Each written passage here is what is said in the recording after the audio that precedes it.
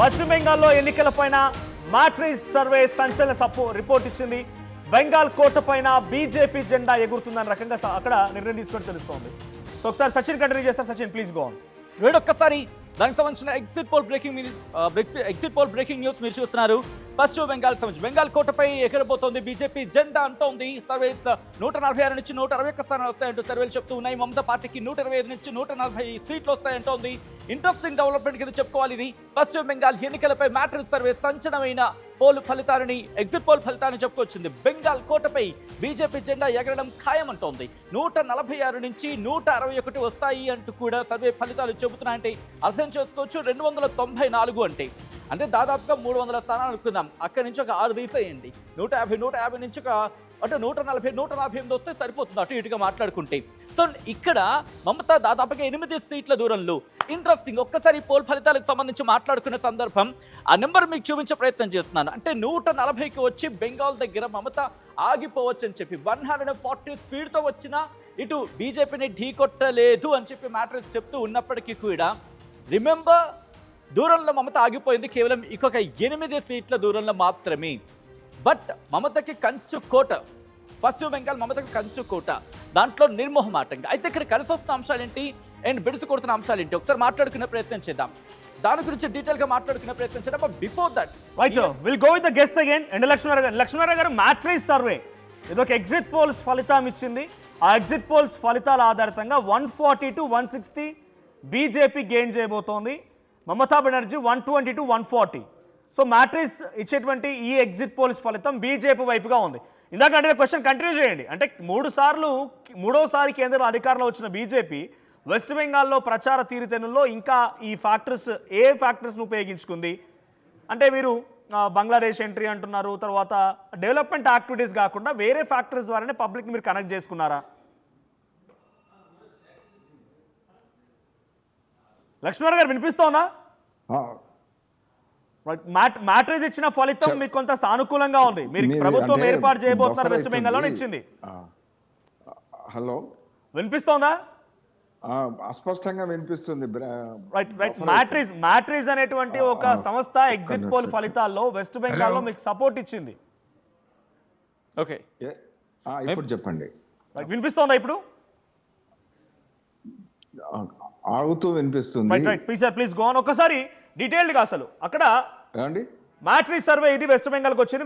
Matrix సర్వేలో 125 to 140 ఇది తృణమూల్ కాంగ్రెస్కి వస్తుందని చెప్పేటువంటి మాట. అటువైపు బీజేపీ 146 to 161 అంటే మ్యాజిక్ ఫిగర్ దాటబోతోంది. 141 to 146 to 161. సో ఆ తర్వాత ఇతరులు వచ్చే 6 to 10. అంటే ఇక్కడ ఇందాక పీపుల్స్ పల్స్ చాలా రిజల్ట్స్ వచ్చిన దగ్గర కొంత అక్కడ ఉన్న గవర్నమెంట్సే మళ్ళీ రిపీట్ అవ్వబోతున్నాయనేది తమిళనాడులో ఇచ్చింది. కేరళలో చూస్తే కొత్త ప్రభుత్వం మారబోతుందని ఇచ్చింది. ఇక్కడ మ్యాట్రిక్స్ సర్వే ప్రభుత్వం మారబోతుందని ఇచ్చింది. సచిన్, సో ఇంట్రెస్టింగ్గా వెస్ట్ బెంగాల్ ఈ 5 రాష్ట్రాల జరిగిన ఎన్నికల్లో వెస్ట్ బెంగాల్ చాలా ఇంట్రెస్టింగ్ హాట్ టాపిక్ అనుకోవాలి. మమతా బెనర్జీ ఆ స్థానం నుంచి బయటకు రాబోతున్నారంటే వెస్ట్ బెంగాల్ ఒకటి చాలా కీలకమైన స్థానం. కొంత బీజేపీకి యాంటీ వాయిస్ ఇచ్చేది. అక్కడ కూడా కంప్లీట్ గా తృణమూల్ కాంగ్రెస్ చేజారిపోతుందంటే ఇది బీజేపీ. రిమెంబర్, మర్చిపోవద్దు, ఇక్కడ నేను లాస్ట్ ఎలక్షన్స్ గుర్తు చేసే ప్రయత్నం చేస్తా. లాస్ట్ ఎలక్షన్స్ లో బీజేపీ మొత్తం ఫోర్స్ అంతా అక్కడ దింపింది, మొత్తం అంతా టీఎంసీ మొత్తం గెలిచింది. బట్ మమత ఓడిపోయారు, గుర్తుంటే. మమత ఓడిపోయినప్పటికీ, సో దట్ షోస్ మమత ఓడిపోయినప్పటికీ కూడా మొత్తం తన ఎఫర్ట్స్ అన్ని పెట్టి గెలిచారు. సో ఇప్పుడు కూడా 140 దగ్గర మాత్రమే మమత ఆగిపోతుంది అనేది ఇది కూడా ఎగ్జిట్ పోల్ ఫలితాలు, ఎగ్జాక్ట్ పోల్ ఫలితాలు కాకపోవచ్చు. అలా అని చెప్పి బీజేపీని పూర్తిగా ఈసారి ఈ ఫ్యాక్టర్స్ గురించి మాట్లాడుకోవాలి. నేను కొద్దిసేపటి క్రితం చెప్పినట్టుగా I think 2021 subject the correction అప్పుడు 59% పోల్ నమోదైతే దాదాపుగా 24 లక్షల మంది ఓట్లేశారు. 24.02 లక్షల మంది ఓటేశారు. ఇప్పుడు కూడా దాదాపుగా ఇంతవరకు 24.22 lakh వేశారనేది కాస్త సోషల్ మీడియాలో లక్షల మంది. పశ్చిమ బెంగాల్లో మ్యాట్రిక్స్ సర్వే ఇది. ఇక్కడ మీకు కనిపిస్తోంది తృణమూల్ కాంగ్రెస్ 125 to 140 అంటే అక్కడ మ్యాజిక్ ఫిగర్ 148. సచిన్ చెప్తున్నట్టుగా 8 ప్లేసెస్ డిఫరెన్స్ గా ఉందనేది ఇక్కడ ఓవరాల్ గా చెప్తుంది. ఎగ్జిట్ పోల్స్ ఫలితాలే మరి ఎలా మారుతాయో చూడాలి. సో అటువైపు బీజేపీ వచ్చేసి 146 to 161. సో మ్యాజిక్ ఫిగర్ దాటేసి ప్రభుత్వాన్ని ఏర్పరచడానికి అవకాశం ఉంది. సో ఇదే బీజేపీ 2021 రిజల్ట్స్ చూస్తే 77 సీట్స్, 2016 చూస్తే 20 to 30 ఆల్మోస్ట్. సో పెద్దగా డిఫరెన్స్ ఏం లేదు. ఇక్కడ మాత్రం డబుల్ రాబోతుందని చెప్తున్నా కనబడుతోంది. 77 to 146 అంటే almost double. So BJP double అయిందా అనేది చూడాలి ఏం జరిగింది అనేది. ఇక ఇతరుల విషయానికి వస్తే 0 to 10 అది ఇతరులకు సంబంధించిన రిజల్ట్. సో ఫైనల్లీ ఇప్పుడు జరుగుతున్నటువంటి ఎగ్జిట్ పోల్స్ ఫలితాల్లో వెస్ట్ బెంగాల్ వైపు వచ్చినటువంటి ఒకే ఒక ఎగ్జిట్ పోల్ ఫలితం మాత్రం బీజేపీ జెండా ఎగరబోయబోతోందని చెప్తున్నమాట. 3 సార్లు ప్రభుత్వాన్ని ప్రజలు విశ్వసించి మళ్ళీ అవకాశం ఇస్తారేమోనని చెప్పి మమతా బెనర్జీ భావించారు. కానీ ఇక్కడ మాత్రం రిజల్ట్స్ తారుమారు అవుతూ ఉన్నాయి. రైట్, ఒకసారి కాంగ్రెస్ సంబంధించిన నేత బెల్లనాయక్ గారు కూడా సిద్ధంగా ఉన్నారు మనతో పాటుగా. బెల్లనాయక్ గారు, వెస్ట్ బెంగాల్ రిజల్ట్స్ చూస్తూ ఉంటే కొంత ఇక్కడ మీకు వ్యతిరేక పవనాలు వీస్తున్నట్టుగా ఉంది. సో వినిపిస్తుందా బెల్లనాయక్ గారు? ఆల్రైట్, అంతకన్నా ముందు మనకి ప్రొఫెసర్ రమేష్ రెడ్డి కూడా మనకి లైవ్లో జాయిన్ అవుతున్నారు. ఒకసారి రమేష్ రెడ్డి గారి దగ్గరికి వెళ్ళే ప్రయత్నం చేస్తాను. రమేష్ రెడ్డి గారు, నమస్తే సార్. రమేష్ రెడ్డి గారు, last time subject the correction hit again కాంగ్రెస్తో కలిసి జతకట్టి టీఎంసీ వెళ్ళింది కాబట్టి లాస్ట్ టైం అధికారంలోకి వచ్చింది అనుకోవాలా, లేకపోతే ఈసారి కాస్త జతకట్టి వెళ్ళుంటే బాగుండేమో అనే మాట వినిపిస్తున్న క్రమం. అఫ్ కోర్స్ అప్పుడు కూడా కాస్త రప్చర్ ఉండింది, బట్ ఎక్కడ మాత్రం కనిపించింది సాఫ్ట్వేర్ అని చెప్పి. సో ఇప్పుడు కాంగ్రెస్ ఫ్యాక్టర్ ఏమైనా మిస్ అయిందా? మమతకి బెడుసు కొట్టినది ఏమైనా అనుకోవాలా? సో వాట్ అక్కడ లాస్ట్ టైం ఆ రప్చర్ కనిపించినప్పటికీ సెట్ అయింది అనుకోవచ్చు అప్పుడు. అసలు బెంగాల్ అనేది మనం అర్థం చేసుకోవాలి. Characteristics of Bengalis are linguistic people. True. High love for language. Language కు చాలా ప్రేమ ఉంటది వాళ్ళకు. బంగ్లాదేశ్ లో ఉన్న వాళ్ళు కూడా బెంగాలీ అంటారు. Bengali is most important. ఎట్టి పరిస్థితుల్లో బెంగాల్ వాళ్ళు హైలీ ఇంటలెక్చువల్ పీపుల్ కాబట్టి వాళ్ళు గుజరాత్ వాళ్ళని రాణిస్తారా అని నాకు అనుమానం. ఓకే, ఎన్ని చేసినా రానియారు. కేరళలో కూడా అదే అవుతుంది, తమిళనాడులో కూడా అదే అవుతుంది. ఓకే, బట్ ఈసారి వాళ్ళు తీసుకొచ్చిన ఫ్యాక్టర్స్ డిఫరెంట్ ఉన్నాయి కదా. సర్ని తీసుకొచ్చారు, దాంతోపాటు ఇంకా చాలా ఫ్యాక్టర్స్ తీసుకొచ్చారు. బార్డర్ ఇష్యూస్ అంటూ ఉన్నారు. అంటే ఈ ఇష్యూస్ కూడా అక్కడ ప్రచారంలో కీలకమైన భాగస్వామ్యం. అంటే వాళ్ళు హిందీలో తప్పితే హిందీలోనే మాట్లాడతారు కదా ఎక్కడ పోయినా. హిందీని రుద్దుతారన్న భయం ఉంటది తమిళ వాళ్ళకి కానీ లేక బెంగాలీ వాళ్ళకి కానీ. బెంగాలీ వాళ్ళకి ఏం ఫరక్ పడదు కానీ తమిళనాడు వాళ్ళకి ఎక్కువ ఇంట్రెస్ట్ ఉంటుంది. ఓకే, కాబట్టి బెంగాలీ ఈసారైనా ఎప్పుడైనా ఈ గుజరాత్ వాళ్ళకి గొప్ప చెప్తారని నేను అనుకోను సార్. రమేష్ రెడ్డి గారు, ఇందాక మనతో పాటు ఎండల్ లక్ష్మీనారాయణ గారు ఉన్నారు, బీజేపీ మాజీ ఎమ్మెల్యే. ఆయన అడిగినప్పుడు సేమ్ ఆయన చెప్తున్న మాట ఏంటంటే, ఇందాక మీరు కూడా వినే ఉంటారు. సో మహిళలపై అక్కడ కొంత దారుణాలు ఎక్కువైపోయినాయి. బంగ్లాదేశ్ నుంచి చాలా మంది రావడం కానీ, లేకుంటే అక్కడ ఇంటర్నల్ గా కొన్ని దాడులని కానీ. దారుణాలు కాశ్మీర్ లో ఉన్నాయి, యూపీలో ఉన్నవి, బీహార్ లో ఉన్నవి, మధ్యప్రదేశ్ లో ఉన్నాయి, రాజస్థాన్. అసలు గవర్నమెంట్ నడుస్తున్నదా అన్నది డౌట్ ఉన్నది. ఎడ్యుకేషన్ లేదు, ఎంప్లాయ్మెంట్ లేదు, ఎకానమీ దెబ్బతిన్నది, మొత్తం దేశంలో కింద మీద అవుతున్నది. రాబో కాలంలో ఇంకా కష్టకాలం ఉన్నది. ఇటువంటి పరిస్థితులలో వీళ్ళు ఏం చేస్తున్నారని, ప్రజలకు ఏం లాభమైంది ఒక్క పని అన్న, ఎక్సెప్ట్ డిజిటల్ కరెన్సీ. ఆ డిజిటల్ కరెన్సీ కూడా క్యాష్ లేకుండా అవుతున్నది. ప్రాబ్లం అనిపిస్తున్నది చాలా మంది ప్రజలకు. But sorry for the interruption Ramesh గారు, బట్ ఇక్కడ ఎగ్జిట్ పోల్ ఫలితాలు చూస్తుంటే 146 నుంచి 160 స్థానాలు భారతీయ జనతా పార్టీకి దక్కే అవకాశం ఉంది. అక్కడ ప్రభుత్వం భారతీయ జనతా పార్టీదే ఈసారి మారబోతుందని చెప్పి. అంటే మీరు అన్న ఫ్యాక్టర్స్ ఆబ్వియస్లీ ఉండొచ్చు, కాదని కొట్టేయలేం. బట్ యాంటీ ఇన్కంబెన్సీ ఉన్న పనిచేస్తుందా? 100% నమ్మలేము కదా సార్. ఎగ్జిట్ పోల్స్ ను 100% నమ్మలేము. వాళ్ళు ఏంటంటే ఎమోషనల్ సెంటిమెంట్స్ ప్రచారానికి పనికొచ్చేటట్టు చూసుకుంటారు. యాక్చువల్ ఫీలింగ్ ఏదైతే బెంగాల్లో ఎవ్వరు కూడా వాళ్ళు బెంగాలీ రాకపోతే మళ్ళీ తిడతారు, బెంగాలీ జాంచా నాయి అని. ఓకే, అట్లా వాళ్ళ బెంగాలీ ఫర్వర్డ్ చాలా ఉంటది. అంటే 3 టర్మ్స్ డైరెక్ట్ గా వాళ్ళే అక్కడ అధికారంలో ఉన్నారు కదా. పబ్లిక్ లో ఎక్కడ 3 times కాదు 10 times కూడా ఉంటారు. వాళ్ళ ఆల్టర్నేటివ్ లేకుండా అయింది. కమ్యూనిస్ట్ వాళ్ళు వీక్ అయినరు, కాంగ్రెస్ వాళ్ళు వీక్ అయినరు. డీసెంట్రలైజ్డ్ లేకుండా కాంగ్రెస్ పనిచేస్తున్నది. సెంట్రలైజ్డ్ అథారిటీ తోటి ఏ పార్టీ ఎదగదు. కాబట్టి వాళ్ళు డీసెంట్రలైజ్. ఒకటి మాత్రం మెచ్చుకోవాలి, ఇప్పుడు రాబో కాలంలో ముసలోళ్ళ పని అయిపోయింది. ఎంతసేపు 50-60 నడుమూలదే వచ్చింది. 50-60 అంటే Rahul Gandhi seems to be more effective and people are started liking him. కాబట్టి రాబో కాలం యువకులది సార్ ముసలి ఇది ఈ పాయింట్ కి మీ దగ్గర రాబోతున్నారు. రిక్వెస్ట్ ఒక్కసారి మీ లైన్ లో ఉండే ప్రయత్నం చేయండి. రాహుల్ గాంధీ ఫ్యాక్టర్ని మీరు తీసుకొచ్చారు కాబట్టి ఇంట్రెస్టింగ్ గా మారుతుంది discussion. Let me go for few interesting comments. ఏంటది? పశ్చిమ బెంగాల్లో ఎందుకు మమతా బెనర్జీ వైపు ప్రజలు సపోర్ట్ గా ఉన్నారనేది మాట్లాడుకునే ప్రయత్నం చేస్తే, దీనికి ఇక్కడ మనోజ్ ఇంట్రెస్టింగ్ కలిసిన అంశం ఏంటంటే, మహిళలకు సంబంధించి ఏ కాన్సెప్ట్ని లేకపోతే ఏ ఇష్యూని బెంగాల్లో వెళదామని చెప్పి మోదీ గవర్నమెంట్గా బీజేపీ అనుకుంటుందో, ద మెజారిటీ ఇంతవరకు ఉన్న పార్టీస్లో మెజారిటీ విమెన్ రిప్రజెంటేషన్ టీఎంసీ నుంచే ఉంది. అది వర్కౌట్ అవ్వట్లేదు అక్కడ. సో అదొకటి బెడిసి కొట్టే అవకాశం ఉంది. దట్టు అక్కడి నుంచి మాట్లాడుతున్నారు అంటే ఇంతవరకు నేషనల్ వైజ్గా మాట్లాడుతున్న ఇష్యూస్లో విమెన్ వాయిస్, ఫ్యాన్సీ ఘోష్ కావచ్చు, లేకపోతే మహో మైత్ర కావచ్చు, ఇలాంటి వాళ్ళందరూ కీలకమైన భాగస్వామిగా ఉన్నారు. సో ఈ ఫ్యాక్టర్స్తో పాటు ఇంకొన్ని ఉన్నాయి. దీనికి అండగా మహిళా ఓటర్లు ఇక్కడ వినిపిస్తున్న మాట, లక్ష్మీ బండార్, కన్యాశ్రీ, దువారే సర్కార్, ఈ స్కీమ్స్తో అక్కడ ఎసెట్ అవుతుంది టీఎంసీకి. ఇక బీజేపీని బయట పార్టీగా చిత్రీకరించడంలో సక్సెస్ అయ్యారు మమతా బెనర్జీ. ఇందాకలా రమేష్ గారు అన్నట్టుగా గుజరాత్లో రావడం ఏంటి, మన దగ్గర ఏంటి, ఇక్కడ ఇంట్రెస్టింగ్గా మా ఇద్దరిని టార్గెట్ చేశారు. హోమ్ మినిస్టర్గా ఉన్న అమిత్ షాని, ప్రధాని మోదీ ఇద్దరిని. బట్ బీజేపీ నుంచి మిగిలిన వాయిసెస్ వెళ్ళాయి. ఎవరిని కాదు, గుజరాత్ అని చెప్పి వాళ్ళిద్దరికి ట్యాగ్ చేసి అక్కడ ప్రచారం చేయడంలో ఎస్ వీళ్ళెవరు బయట నుంచి వచ్చారు. Sorry for the interruption. Belanayak గారు మనతో పాటు కాంగ్రెస్ పార్టీకి సంబంధించిన నేత. సో బెలనాయక్ గారు, తృణమూల్ కాంగ్రెస్ అక్కడ ప్రభుత్వాన్ని వీడబోతోంది, బీజేపీ జెండా ఎగరబోతుంది అనేది మ్యాట్రిస్ అనే ఎగ్జిట్ పోల్స్ ఫలితం ఇచ్చింది.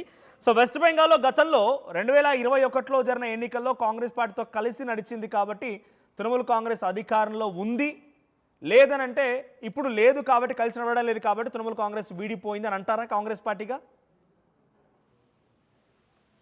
బెలనాయక్ గారు, right, sorry for the interruption. Please Sachin, you continue on. Thank you. Right, సొంత పార్టీలోనే తీవ్ర అసమ్మతి, ఇది కూడా కాస్త బెడిసి కొడుతూ ఉంది మమతా బెనర్జీకి.